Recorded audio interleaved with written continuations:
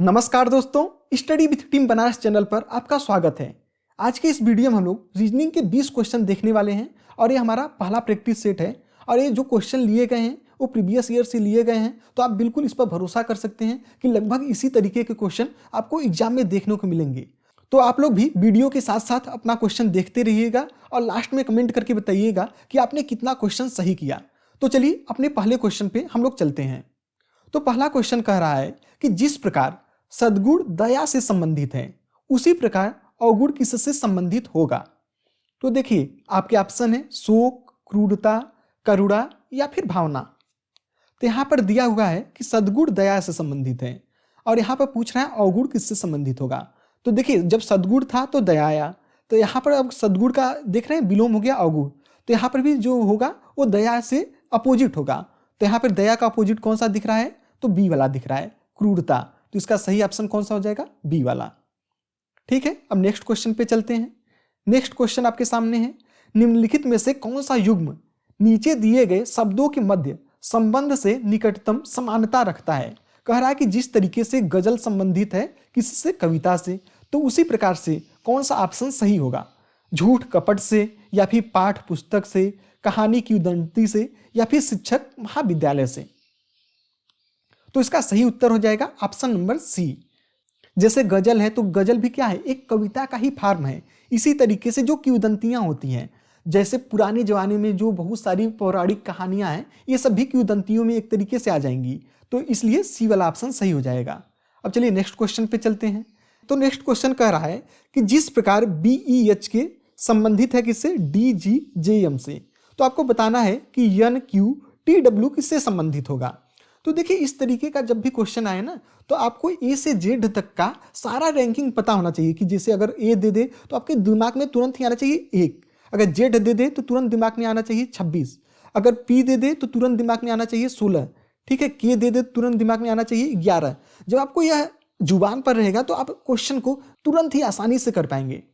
जैसे देखिए यहाँ पर दिया है BEH के, तो बी का 2 हो गया, ई का 5 हो गया, एच का 8 हो गया, के का 11 हो गया। अब ये चेंज किसमें हो गया है, डी का हो गया 4, जी का होता है 7, जे का होता है 10 और यम का होता है 13। तो देखिए 2 था 4 में आ गया, 5 था 7 में आ गया, 8 था 10 में आ गया और 11 था 13 में आ गया। तो देख रहे हैं बीच का डिफरेंस कितना आ रहा है, 2 का आ रहा है। अब देखिए NQTW दिया है, तो N होता है 14, Q होता है 17, T होता है 20 और W होता है 23। अब हमें क्या करना था, +2 सभी में करना था। तो 14 का 16 हो जाएगा, 17 का 19 हो जाएगा, 20 का 22 हो जाएगा और 23 का 25 हो जाएगा। ठीक है, अब 25 किसका होता है, वाई का होता है। तो देखिए कहाँ कहाँ वाई दिख रहा है लास्ट में, तो यहाँ पर सी वाले में ही सिर्फ दिख रहा है, बाकी और मिला लीजिए। अब 22 नंबर किसका होता है, भी का होता है, भी और किसी में है, और किसी में भी नहीं है। और 19 किसका होता है, यस का होता है, तो यस और भी कहीं नहीं है। तो इस हिसाब से देख रहे हैं सी वाला ऑप्शन ही आपका करेक्ट हो जाएगा। अब चलिए नेक्स्ट क्वेश्चन पे चलते हैं। तो नेक्स्ट क्वेश्चन क्या कह रहा है, निम्नलिखित श्रृंखला में ऐसे कितने टी हैं जिसके तुरंत पहले और बाद में ई हैं। मतलब आपको देखिए जो यहाँ पर पैटर्न दिख रहा है, इसमें आपको खोजना है ऐसे टी जिसके तुरंत पहले और तुरंत बाद में ई हो। मतलब आपका पैटर्न क्या खोजना है, ETE। आपको जितना भी यहाँ पर दिख रहा है इसमें आपको खोजना है ETE। ठीक है, अब चलिए हम लोग देखते हैं। तो देखिए जहाँ पर टी है पहला वाला, यहाँ पर आपको दिख गया ETE पैटर्न बन रहा है। ठीक है, अब नेक्स्ट आइए, आगे आइए, तो यहाँ पर और कहाँ पर ET बन रहा है, देखिए यहाँ पर जो टी है इससे पहले ई है और उसके बाद भी ई है। और नेक्स्ट जो टी है यहाँ पर भी देखिए उससे पहले ई है और उसके बाद भी ई है। ठीक है, दूसरा टी, और उसके बाद वाला जो टी है ए वाला, यहाँ पर भी आप देख रहे हैं इससे पहले भी ई है, इसके बाद भी ई है। मतलब यहाँ पर 3 तो यहीं पर मिल गए। ठीक है, नेक्स्ट आगे देखिए टी के साथ कहीं बन रहा है ETE वाला पैटर्न, नहीं बन रहा है। अब यहाँ नीचे आ जाइए, नीचे में यहाँ पर देखिए जो टी है यहाँ पर भी पैटर्न बन रहा है ETE का। नेक्स्ट जो टी है यहाँ पर भी पैटर्न बन रहा है ETE का। नेक्स्ट जो टी है यहाँ पर भी देख रहे हैं ETE का पैटर्न बन रहा है। इसके बाद और कोई टी यहाँ पर देखिए लास्ट में, यहाँ पर भी ETE का पैटर्न बन रहा है। मतलब टोटल कितना हो गया, 1 2 3 4 5 6 7 और यहाँ पर 8। मतलब टोटल 8 हमारे पास ऐसे टी हैं जिसे तुरंत पहले और तुरंत बाद में ई है। ठीक है, तो इसका डी वाला ऑप्शन सही हो जाएगा। अब चलिए नेक्स्ट क्वेश्चन पे चलते हैं। तो यहाँ पर बताना है कि जिस तरीके से देखिए पहला पद दूसरे पद से संबंधित है तो तीसरा पद किस तरीके से किससे संबंधित होगा। तो यहाँ पर देखिए दिया हुआ है कुल्हाड़ी लकड़हारा से संबंधित है, तो सुई किससे संबंधित होगा, कसाई से, बढ़ई से, दर्जी से या फिर पेंटर से। तो देखिए जो कुल्हाड़ी है, लकड़हारा क्या करता है, कुल्हाड़ी चलाता है, तो सुई कौन चलाएगा, दर्जी चलाएगा। तो सी वाला ऑप्शन सही हो गया। अब नेक्स्ट क्वेश्चन पे चलिए।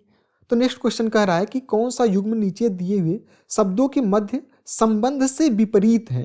मतलब जो यहाँ पर संबंध दिया है, घृणा संबंधित है प्रेम से, तो यहाँ पर जो चारों ऑप्शन है इसमें कौन सा इससे मेल नहीं खाता है।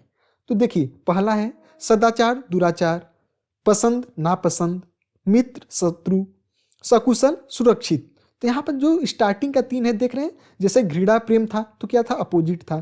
तो इसी तरीके से सदाचार दुराचार से अपोजिट है, पसंद नापसंद से अपोजिट है, मित्र शत्रु से अपोजिट है। लेकिन कुशल सकुशल और सुरक्षित एक तरीके से देख रहे हैं समानार्थी हो रहा है। ठीक है, तो यही डी वाला ऑप्शन सही हो जाएगा। अब नेक्स्ट क्वेश्चन पे चलते हैं।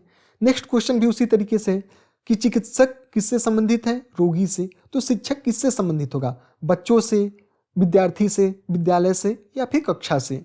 तो इसका सही उत्तर है विद्यार्थी, क्योंकि यहाँ पर देखिए जो बच्चे हैं, बच्चे तो नॉर्मल कोई भी हो सकता है जो पढ़ाई कर रहा हो न कर रहा हो, लेकिन शिक्षक किससे संबंधित होगा, विद्यार्थी से। इसलिए बी वाला ऑप्शन सही होगा। अब चलिए नेक्स्ट क्वेश्चन पे चलते हैं। तो नेक्स्ट क्वेश्चन क्या करा है, दी गई श्रृंखला में प्रश्न चिन्ह के स्थान पर क्या आएगा। एक सीक्वेंस दिया है और लास्ट में क्वेश्चन मार्क दिया है, तो आपसे पूछा है कि कौन सा यहाँ पर क्या आएगा। ठीक है, तो देखिए ए के बाद 1 दिया है, वाई के बाद 25 दिया है, सी के बाद 3 दिया है, जी के बाद 7 दिया है, डब्ल्यू के बाद 23 दिया है। तो पूछ रहा है ओ के बाद क्या आएगा। तो यहाँ पर आप जो पैटर्न है समझ पा रहे हैं, जैसे ए का रैंकिंग क्या होता है, 1 होता है, वाई का रैंकिंग क्या होता है, 25 होता है। तो अभी हमने आपको बताया था ना कि अगर आपको एग्जाम में जाना है, रीजनिंग के क्वेश्चन सॉल्व करने हैं, तो आपको जो ABCD होता है सारा जुबान पर होना चाहिए। तो जैसे ए का 1 हो गया, वाई का 25 हो गया, तो इसी तरीके से ओ का क्या होता है, ओ का होता है 15। इसलिए सी वाला ऑप्शन सही हो जाएगा। अगर आप कहेंगे तो हम एक वीडियो इस पर भी बना देंगे कि किस तरीके से आप इजीली कोई भी वर्ड ABCD का देखेंगे तो देखते ही बता देंगे। जैसे अगर जी दे देगा तुरंत आपके दिमाग में आएगा 7। ठीक है, मैं आपको ट्रिक से समझा दूंगा, आप नीचे कमेंट कर दीजिएगा अगर आपको ऐसा वीडियो चाहिए तो। ठीक है, अब चलिए नेक्स्ट क्वेश्चन पे चलते हैं। फिर से वही सेम पैटर्न पे देखिए क्वेश्चन आया है, 8 दिया है, 8 यच का रैंक कितना होता है, तो यच 8वें रैंक पे है, यक्स कितना पे होता है, तो 24 होता है। बस इसमें क्या किया है, पहले उसका डिजिट दे दिया है कि किस स्थान पे होता है, बाद में अल्फाबेट दिया है। तो इसी तरीके से अब आपसे पूछ दिया है कि 17 किसका होता है, तो 17 होता है क्यू का, टी का होता है 20, पी का होता है 16, आर का होता है 18। ठीक है, तो इसलिए यहाँ पर 17 पूछा था, तो इसका सही उत्तर हो जाएगा क्यू। अब नेक्स्ट क्वेश्चन पे चलते हैं। नेक्स्ट क्वेश्चन भी देखिए सेम पैटर्न पे पूछा हुआ है, बी का दे दिया है 2, आई का दिया है 9, आर का दिया है 18, टी का 20 दिया है, तो एच का होगा 8। ठीक है, अब चलिए नेक्स्ट क्वेश्चन पे चलते हैं। तो कह रहा है कि क्रम ABB CCC DDD का 29वां अक्षर क्या होगा, मतलब इसी पैटर्न पे चलते जाएगा। तो यहाँ पे आपको समझना है पैटर्न क्या है। तो सबसे पहले देखिए ए आया, फिर बी आया, फिर सी आया, फिर डी आया, फिर ई आएगा, फिर एफ आएगा, फिर जी आएगा, फिर एच आएगा। ठीक है, इसी तरीके से चलता जाएगा। लेकिन अब ए का रैंकिंग 1 होता है तो सिर्फ 1 बार लिखा, बी का रैंकिंग होता है बी तो 2 बार लिखा, सी का रैंकिंग होता है 3 तो 3 बार लिखा, डी का रैंकिंग होता है 4। इसी तरीके से जब ई आएगा तो 5 बार रहेगा। ठीक है, तो अब देखिए हमें करना क्या है, 29वां अक्षर तक पहुंचना है। अब 29वां अक्षर तक कैसे पहुंच पाएंगे, तो इसके लिए हम लोग सिंपल सा काम करते हैं, जोड़ते जाते हैं। जैसे 1 फिर बी तो 2 हो गया, फिर 3 फिर 4 फिर 5। ठीक है, अब जोड़ देंगे अगर, तो जैसे देखिए यहाँ पर बी था तो 1 ए का हो गया, यहाँ पर बी हो गया, यहाँ पर सी हो गया, फिर डी हो गया। तो अगर जोड़ेंगे जैसे डी तो देखिए 1 + 2 कर दिए 3 हो गया, 3 + 3 6 हो गया, 6 + 4 10 हो गया। तो यहाँ तक देखिए 10 हो गया है। अब जब ई आएगा यहाँ पर तो वो 5 बार रहेगा, तो 5 और जोड़ दिए तो ये कितना हो गया 15। ठीक है, अब ई के बाद क्या आएगा, यफ आएगा, तो यफ कितनी बार रहेगा 6 बार, तो 6 जोड़ देंगे तो कितना हो गया 21। ठीक है, अब 21 के बाद आगे चलते हैं, अब 21 हो गया है। अब जब जी आएगा तो जी कितना रहता है 7 बार रहता है, तो 7 जोड़ देंगे कितना हो जाएगा 28। अब हम लोग 28वें अक्षर तक पहुंच गए हैं। अब नेक्स्ट क्या आएगा, 29वां अक्षर क्या आएगा, यच आएगा। यच कितनी बार आएगा 8 बार आएगा। ठीक है, तो लेकिन हमें क्या करना था, 29वें अक्षर तक ही जाना था। तो 28 के बाद 29वां कितने पे आया है, यच पे आया है, तो यच वाला ऑप्शन सही हो जाएगा। अब नेक्स्ट क्वेश्चन पे चलते हैं। नेक्स्ट क्वेश्चन देखिए क्या कर रहा है, निम्नलिखित श्रृंखला में ऐसे कितने टी हैं जिसके तुरंत बाद आई ई है। मतलब कितने टी हैं जिसके बाद आई और ई है, मतलब हमें पैटर्न क्या दिखना है, टाई टी आई ई हमें यहाँ पर जो भी दिया है उसमें खोजना है। अब मैं इसे थोड़ा सा जूम कर लेता हूँ जिससे आपको देखने में आसानी हो जाएगा। ठीक है, अब टाई टाई खोजिए, कहाँ दिख रहा है, टी आई ई यहाँ पर एक दिख गया। नेक्स्ट टी खोजिए जहाँ पर टी आई ई दिखे आपको। नेक्स्ट आ जाइए, यहाँ पर देखिए एक टी आई ई यहाँ दिख रहा है। नेक्स्ट टी आई यहाँ है और ई यहाँ है, मतलब टी आई एक यहाँ बन गया। ठीक है, नेक्स्ट और देखिए टी आई, फिर उसके बाद वाले में भी टी आई बन रहा है। ठीक है, यहाँ पर और देखिए, और कहाँ पर कहीं दिख रहा है, एक लास्ट में दिख रहा है। तो टोटल कितने हो गए, 1 2 3 4 और 5। तो टोटल हमारे पास कितने आ गए, टोटल हमारे पास 5 आ गए। तो इसका सही उत्तर हो गया डी। अब चलिए नेक्स्ट क्वेश्चन पे चलते हैं। तो कह रहा है रमेश उत्तर की ओर जाता है, दाएं मुड़ता है, फिर दाएं मतलब फिर से दाएं मुड़ता है और फिर बाएं जाता है, और रमेश किस दिशा की ओर जा रहा है। तो देखिए जब भी इस तरीके का क्वेश्चन आए तो आपको पता होना चाहिए मैप का ज्ञान। तो सबसे ऊपर क्या होता है, नॉर्थ मतलब उत्तर, साउथ दक्षिण, ईस्ट पूरब, वेस्ट पश्चिम। ठीक है, आपके दिमाग में जब यह रहेगा, और जब भी कोई इंसान पूछे तो उसे सेंटर में माना जाता है, कि जैसे रमेश दिया तो रमेश को मान लीजिए सेंटर में है। अब चलिए हम लोग नीचे इसे बनाते हैं। कह रहा रमेश उत्तर की ओर जाता है, तो मान लेते हैं यहाँ पर रमेश था। ठीक है, अब यह उत्तर की ओर गया। ठीक है, उत्तर यहाँ पे चला गया। ठीक, अब कह रहा है यहाँ से दाएं मुड़ता है। अब उत्तर की ओर जब उसका मुंह है तो दाएं उसका किधर होगा, इधर होगा। अब कह रहा है यहाँ पर देखिए, अब उसका पूरब की तरफ मुंह हो गया है। अब यहाँ से कह रहा है कि अब दाएं मुड़ता है, तो दाएं किधर होगा, नीचे की तरफ आ जाएगा। अब यहाँ से कह रहा है अब बाएं मुड़ता है, अब यहाँ पर है, यहाँ से उसका बाएं कौन सा होगा, इधर होगा। ठीक है, तो अब पूछ रहे हैं यार रमेश किस डायरेक्शन में है, तो यहाँ पर कौन सा डायरेक्शन है, ईस्ट। यहाँ पर किस डायरेक्शन में हो गया, ईस्ट मतलब पूरब। तो इसका सही उत्तर हो गया ए वाला। नेक्स्ट क्वेश्चन चलिए अब देखते हैं। कह रहा है सुनीता दक्षिण की ओर जाती है, तो यह भी देखिए डायरेक्शन वाला ही क्वेश्चन है। तो इस तरीके के क्वेश्चन में सबसे पहले आपको वही करना है, समझना, नॉर्थ साउथ ईस्ट वेस्ट। ठीक है, और अब कहीं पर भी जब भी आपको करना है तो कहीं पर भी एक बिंदु ले लीजिए कि यहाँ पर सुनीता है। अब कह रहा है यहाँ से दक्षिण की ओर जाती है, तो दक्षिण कहाँ है, नीचे आ गया। ठीक है, यहाँ से बाएं मुड़ती है, अब दक्षिण आ गया तो यहाँ पर मुंह होगा सुनीता किधर, यहाँ पर होगा। यहाँ से बाएं मुड़ती है तो बाएं यहाँ से किधर होगा, इधर आ जाएगा। ठीक है, बाएं से अब यहाँ से देखिए दाएं जाना है, तो दाएं किधर होगा, तो दाएं नीचे की तरफ आ जाएगा। अब यहाँ से फिर से बाएं जाना है, तो बाएं किधर होगा, पूरब की तरफ हो गया।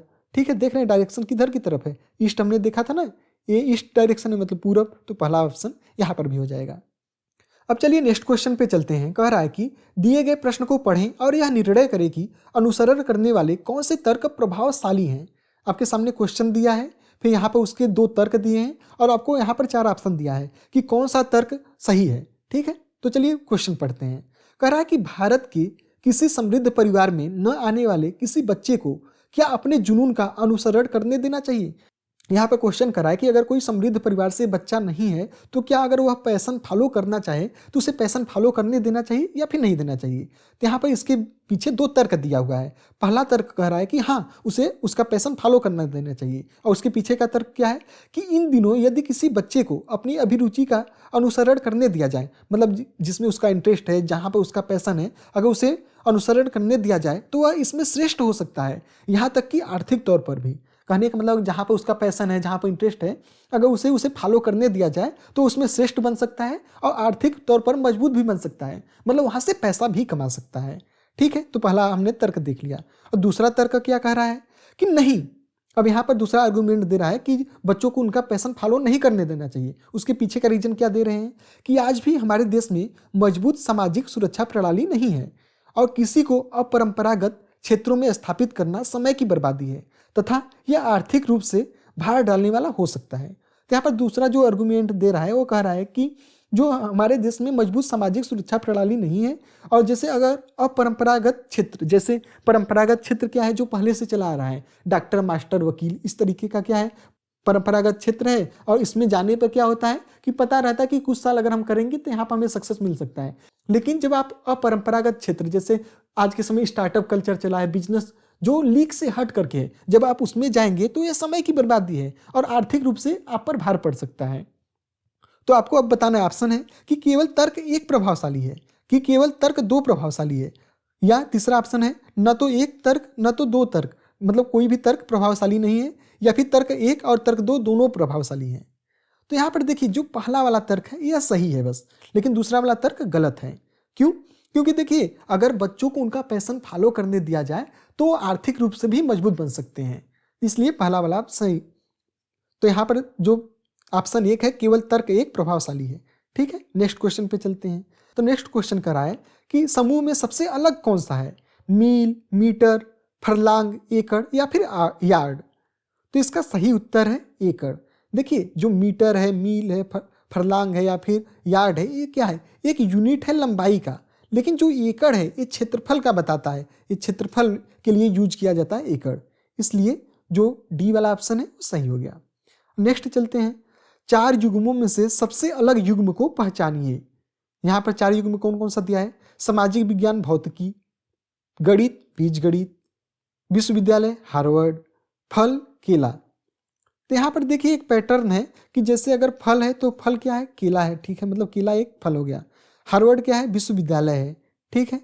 बीजगणित क्या है, गणित का पार्ट है। लेकिन जो भौतिकी है ये सामाजिक विज्ञान का पार्ट नहीं है, इसलिए यहाँ पर पूछा था कौन सा युग्म अलग है, तो पहला वाला ऑप्शन सही हो जाएगा। नेक्स्ट चलते हैं कि उस विकल्प का चयन करें जो निम्न श्रृंखला में प्रश्न चिन्ह के स्थान पे आएगा।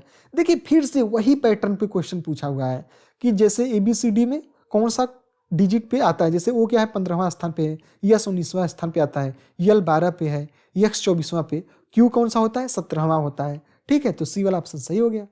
नेक्स्ट क्वेश्चन पे चलते कर रहा है श्रृंखला में रिक्त स्थान पे कौन सा आएगा। ठीक है, दिया है 81, 121, 169, 225, तो लास्ट वाला कौन सा है, इसमें कौन सा आएगा।